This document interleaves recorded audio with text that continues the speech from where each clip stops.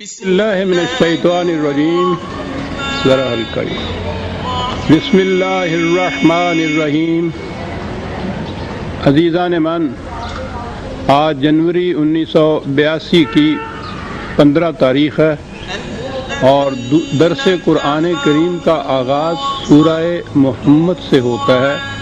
47ویں سورت 26واں پارہ، اسے عام طور پہ سورہ قتال بھی کہتے ہیں، لیکن سورہ محمد ہی سے زیادہ معروف ہے۔ ابتدائی اس سے ہوتی ہے الذین کفروا وصدوا عن سبیل اللہ اضل اعمالہم۔ یہ الذین ایسا ہے جیسے کہ یہ لوگ جو یہ کرتے ہیں، یہ ٹھیک ہے اگر سابقہ سورت کی آخری آیت کے ساتھ اسے ملایا جائے تو اس سے بھی یہ ہوتا ہے کہ وہ لوگ جو یہ کرتے تھے۔ فَهَلْ يُهْلَكُ إِلَّا الْقَوْمُ الْفَاسِقُونَ الَّذِينَ، ایسے بھی پڑھا جا سکتا ہے۔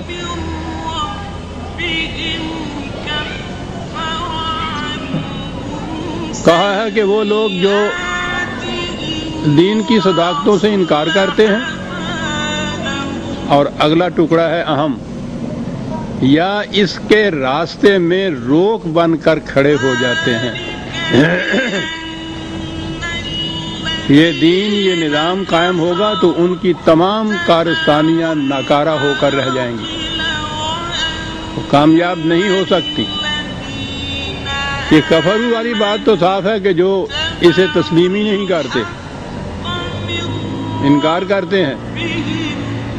صدوا عن سبیل اللہ، خدا کی طرف لے جانے والے راستے میں روک بن کر کھڑے، یہ کون لوگ ہیں؟ ٹھیک ہے،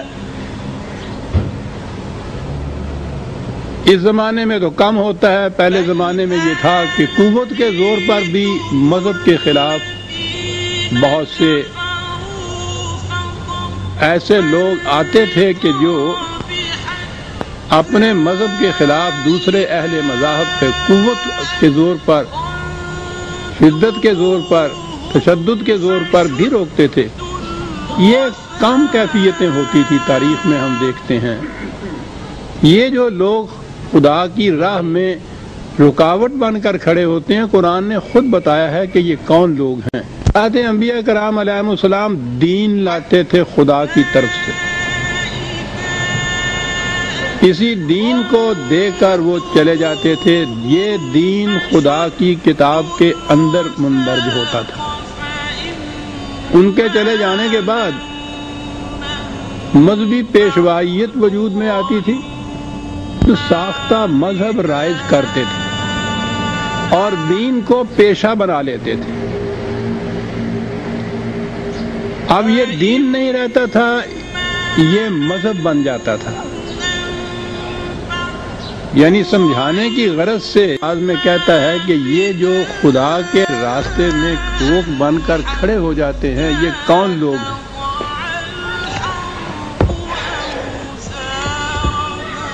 نو بٹا 34۔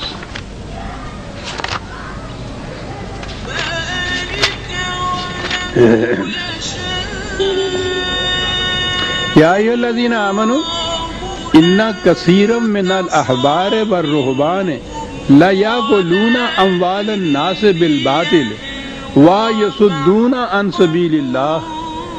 وہی الفاظ ہے یہاں۔ اہل ایمان متنبہ رہو کہ یہ مشائخ اور علماء کی اکثریت وہ ہے جو لوگوں کے مال کو کھاتے ہیں باطل کے طریقے سے۔ تو یہ تو ہوا یہاں پیشہ بن جاتا ہے مذہب، لوگوں کے عوام کے مال کو کھاتے ہیں باطل طریقے سے، اور خدا کی طرف لے جانے والے راستے میں روک بن کر کھڑے ہو جاتے ہیں۔ تو اس نے تو خود بتا دیا کہ یہ احبار و رہبان ہیں جو روک بن کے کھڑے ہوتے ہیں۔ یہ خدا کی طرف جانے والے راستے پہ چلنے ہی نہیں دیتے کاروان امت کو۔ اس سے ان کی دکانداریاں ختم ہو جاتی ہیں، دین میں مذہبی پیشوائیت کا وجود ہی نہیں ہوتا۔ یہ جو قرآن نے کہا ہے کہ یہ وہ دوسروں کے مال پہ جیتے ہیں اور دوسروں کے مال پہ دوسری جگہ تو یہ ہے کہ بڑی عیش پسندی کی زندگیاں بسر کرتے ہیں،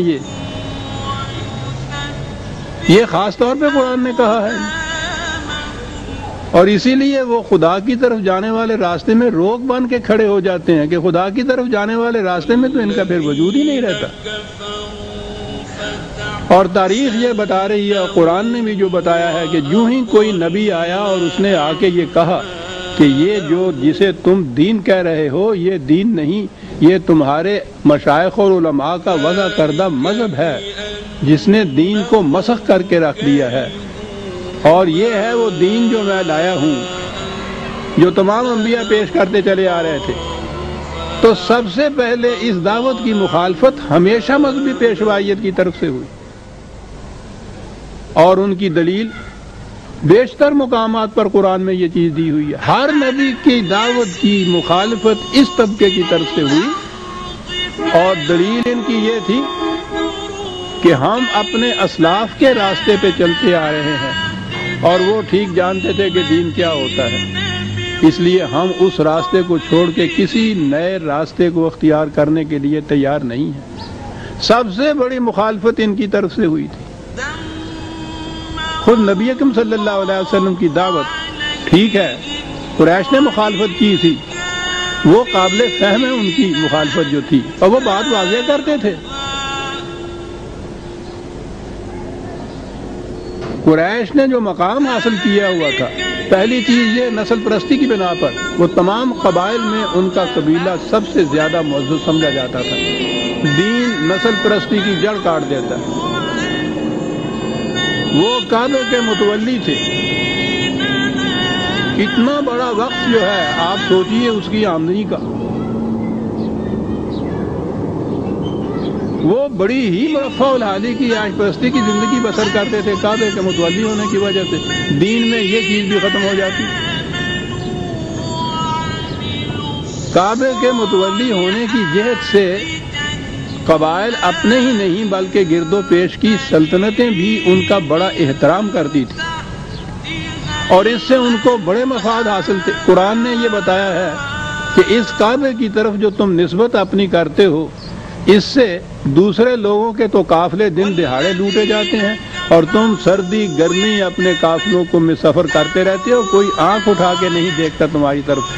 سوچو کہ جس کعبے کی طرف نسبت سے تمہیں یہ مفاد اور مقام حاصل ہے، اس کعبے کے رب کی محکومیت کیوں نہیں اختیار کرتے؟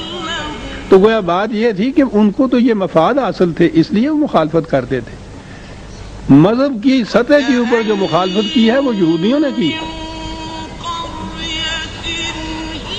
قرآن میں جو ٹکراؤ ان اہل کتاب سے بتایا گیا ہے، قریش کا ٹکراؤ تو 2-4 مقام میں ہے۔ میدان جنگ میں وہ کھل کے نتر کر آگے، شکست کھائی وہاں، اس کے بعد مخالفت ختم ہو گئی۔ لیکن یہ لوگ تھے کہ یہ انہوں نے جینے ہی نہیں دیا، آرام سے بیٹھنے نہیں دیا، تاکہ ان کو نکالنا پڑا، پہلے مدینے سے، پھر خیبر سے، پھر پورے جزیرۃ العرب سے، اور ہر نبی کے ساتھ یہ ہوتا رہا۔ حضور کے بعد کوئی اور نبی تو آنا نہیں تھا، نہ وہ آیا ہے، لیکن حضور کا دیا ہوا جو دین ہے خدا کا، وہ تو محفوظ شکل میں امت کے پاس چلا آ رہا ہے۔ اس کے بعد یہ جو مذہبی پیشوائیت ہے وہ قرآن کے راستے میں حائل ہوتی ہے کہ اس طرف نہ کوئی آنے پائے، اور وہی انسانوں کا وضع کردہ جو مذہب ہے اسی کو دین بنا کے شریعت خداوندی کہہ کے وہ نافذ کرتے ہیں۔ اور اگر کوئی شخص خدا کی طرف یعنی